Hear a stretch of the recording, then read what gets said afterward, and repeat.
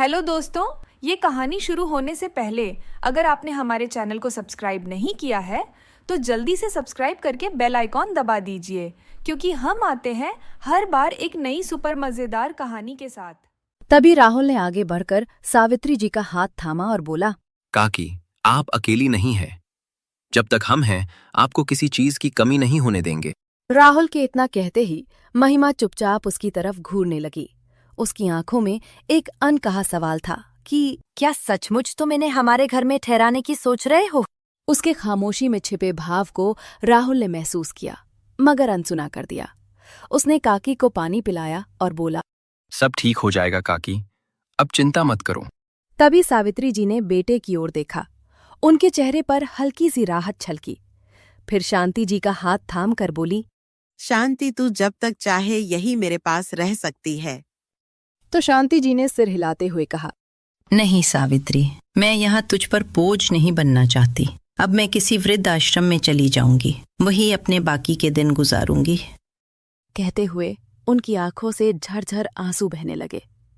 कुछ देर बाद खुद को संभालते हुए शांति जी ने कहा, सावित्री, आज मेरा दर्द देखकर तुझे भी रोना आ रहा है, लेकिन बस इतना याद रखना बेटा, चाहे कितना भी प्यारा हो, पर आंख मूंद कर भरोसा उस पर कभी मत करना, क्योंकि वक्त आने पर बेटा भी बदल सकता है। शांति जी की बातें सुनकर सावित्री जी ठिठक गईं। उनकी आंखें भर आईं, लेकिन फिर होठों पर धीमी मुस्कान लिए बोले, बहन, मेरा राहुल ऐसा नहीं है। वह तो मेरी सांसों की तरह है। जब तक मैं जिंदा हूँ, वह मेरे साथ रहेगा। ये सुनकर शांति जी ने गहरी सांस ली और सावित्री जी की तरफ देखा, जैसे कुछ कहना चाह रही हों, लेकिन कह न पाई। फिर धीरे धीरे उठकर दरवाजे की ओर बढ़ गईं। सावित्री जी उन्हें बाहर तक छोड़ने गईं। उनके जाने के बाद घर में सन्नाटा छा गया। खिड़की के पास बैठी सावित्री जी को बार बार वही शब्द याद आ रहे थे कि अपनी औलाद पर आंख मूंद कर भरोसा कभी मत करना, वक्त बदलते देर नहीं लगती। ये वाक्य किसी तीर की तरह उनके दिल में चुभते रहे। उनके दिल में हल्का सा डर समा गया कि अगर कभी मेरे साथ भी ऐसा हुआ तो। ये सोचकर ही उनकी आंखें नम हो गईं। लेकिन फिर अगले ही पल उन्होंने सिर हिलाते हुए खुद से कहा, नहीं नहीं, मैं कैसी बेवकूफी की बातें सोच रही हूँ। मेरा राहुल तो हमेशा मेरी गोद में सर रखकर बचपन की तरह बातें करता है, और महिमा, वह तो मुझे माँ कहकर गले लगाती है। मेरी हर छोटी बड़ी चीज का ख्याल रखती है। नहीं, मेरा बेटा और बहू ऐसा कभी नहीं कर सकती। उन्होंने गहरी सांस ली, लेकिन होठों पर हल्की मुस्कान थी, जैसे खुद को ही समझा रही हो। रात हुई तो महिमा ने आज फिर से कहा, राहुल, फिर क्या सोचा तुमने? राहुल कुछ देर चुप रहा। उसके मन में माँ का चेहरा उभर आया। वो माँ जिसने उसे पाला पोसा, अपने हर सुख दुख से भरकर उसका ख्याल रखा। तभी महिमा की बातें गूंज उठीं। वो बोली, मैं जानती हूँ राहुल कि तुम्हारे लिए माँ बहुत मायने रखती है और मेरे लिए भी वो सम्माननीय है। लेकिन राहुल, अगर हम हमेशा इन्हीं जिम्मेदारियों में बंधे रहेंगे तो अपने सपनों को कब पूरा करेंगे? कमरे का माहौल सन्नाटे में छा गया। राहुल ने आंखें मूंद ली। उसकी सांसें भारी हो चली। माँ का अटूट स्नेह और पत्नी की बढ़ती जिद, दोनों के बीच उसका मन डगमगाने लगा।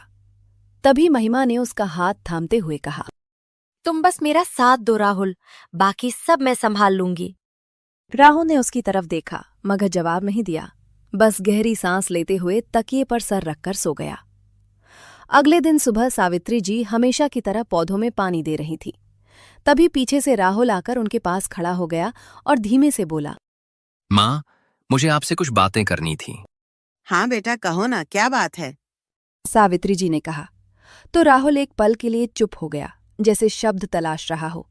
फिर धीमी आवाज में बोला, माँ, मेरा दोस्त मनोज, उसकी पत्नी गर्भवती है। उसे किसी भी वक्त बच्चा हो सकता है। उसकी माँ भी नहीं है, इसलिए उसको बहुत दिक्कत हो रही है। मैं सोच रहा था अगर आप कुछ दिन वहां रहकर उनका सहारा बन जाए। ये सुनकर सावित्री जी ठिठक गईं और हैरानी से बेटे की तरफ देखते हुए बोली, लेकिन बेटा, मैं। तभी राहुल कुछ कहता उससे पहले ही पीछे से उनकी बहू महिमा आ गई और मुस्कुराते हुए बोली, माँ जी, अगर आप वहाँ चली जाएंगी तो उन्हें बहुत सहारा मिलेगा और फिर दूसरों की मदद करना तो आपका हमेशा स्वभाव रहा है। हाँ बहू, मुझे भी यही लगा। अगर मेरे जाने से किसी का भला होगा तो क्यों नहीं। तो फिर ठीक है माँ जी, मैं आपके लिए जरूरी सामान बांध दूंगी और यहाँ की चिंता आप बिल्कुल भी मत करना। ये सुनकर राहुल ने राहत की सांस ली। माँ का सहमत होना उसके लिए आसान नहीं था, लेकिन महिमा की वो बातें जैसे सब संवार गई। तभी सावित्री जी ने अपने बेटे बहू की तरफ देखा। उनकी आंखों में अपनापन और विश्वास साफ छलक रहा था। कुछ देर बाद सावित्री जी अलमारी खोलकर अपने कपड़े निकालने लगी। तभी महिमा पास में खड़ी मदद का दिखावा करते हुए बोली, माँ जी, ज्यादा सामान मत लीजिएगा, बस जरूरत का सामान ही ले जाइए। वहाँ मनोज भैया के घर आपको किसी चीज की कमी नहीं होगी। सावित्री जी मुस्कुराई। हाँ बहू, मैं तो सोच रही हूँ बस 2-3 साड़ी और जरूरी दवाइयाँ ले जाऊं। बाकी सब तो वहाँ मिल ही जाएगा। तभी राहुल कमरे में आया और बोला, माँ, मैंने मनोज से बात कर ली है। वो बहुत खुश है कि आप वहां जा रही हैं। कह रहा था कि आपकी मौजूदगी से उसकी पत्नी को बड़ी ताकत मिलेगी। सावित्री जी ने बेटे को आशीर्वाद देते हुए कहा, ईश्वर तुझे हमेशा सुखी रखे बेटा। अच्छा किया जो किसी की मदद करने का सोच पाया। तभी दोपहर होते पड़ोसन आकर पूछने लगी, सावित्री बहन, आज सुबह से दिखी नहीं, कहाँ की तैयारी हो रही है? तो सावित्री जी कुछ कहती उससे पहले ही महिमा बोल पड़ी, अरे कुछ खास नहीं, राहुल के दोस्त की पत्नी को बच्चा होने वाला है। उनका कोई अपना नहीं है, इसलिए माँ जी कुछ दिन के लिए उनके पास मदद के लिए जा रही हैं। आज रात की ट्रेन है, कल सुबह मुंबई पहुंच जाएंगे। इतना सुनकर पड़ोसन विमला जी ने उत्सुकता से पूछा। अच्छा बहन, फिर वापस कब आओगी? तभी महिमा फिर से जल्दी से बोल पड़ी, अरे बस, ज्यादा से ज्यादा 1 महीना लगेगा।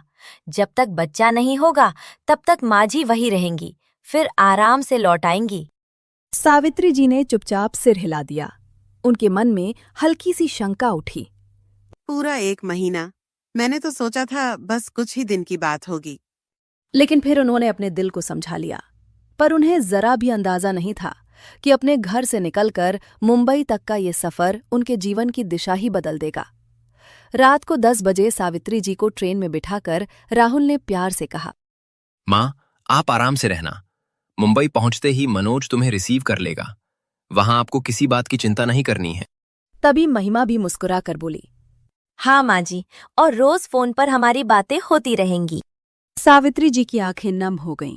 उन्होंने बेटे का हाथ कसकर थामा और धीमे स्वर में बोली, बेटा, मुझे तुम दोनों की बहुत याद आएगी।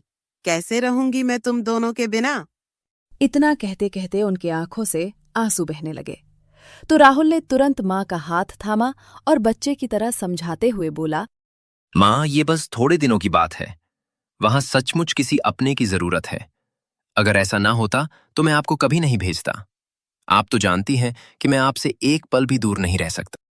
सावित्री जी ने आंसू पोंछते हुए गहरी सांस ली और हल्की मुस्कान के साथ बोली, ठीक है बेटा, और सुन, अब जब मैं घर में नहीं रहूंगी तो तुम अपना और बहू का अच्छे से ख्याल रखना और बाहर का कुछ मत खाना, समझे? माँ, आप निश्चिंत रहिए। आपकी बहू मेरा अच्छे से ध्यान रखेगी।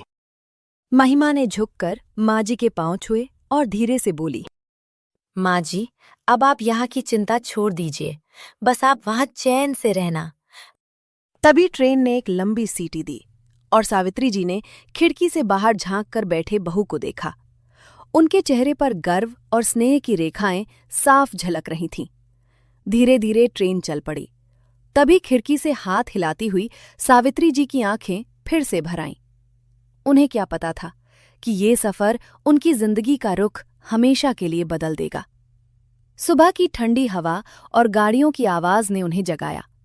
अनाउंसमेंट गूंजा तो सावित्री जी ने साड़ी का पल्लू ठीक किया, बैग संभाला और खिड़की से बाहर देखा। प्लेटफॉर्म पर लोगों की भीड़, चाय वालों की आवाजें और भागते यात्री, सब कुछ उन्हें एकदम नया नया सा लगा। ट्रेन प्लेटफॉर्म पर रुकते ही सावित्री जी धीरे धीरे उतरने लगी। तभी सामने से एक लगभग 35 साल का आदमी आगे बढ़ा और हाथ जोड़कर बोला, आपने हमारे चैनल को सब्सक्राइब नहीं किया है तो जल्दी से सब्सक्राइब कर लीजिए। इस वीडियो को लाइक, शेयर, कमेंट करना ना भूलें। फिर मिलेंगे अगले एपिसोड के साथ।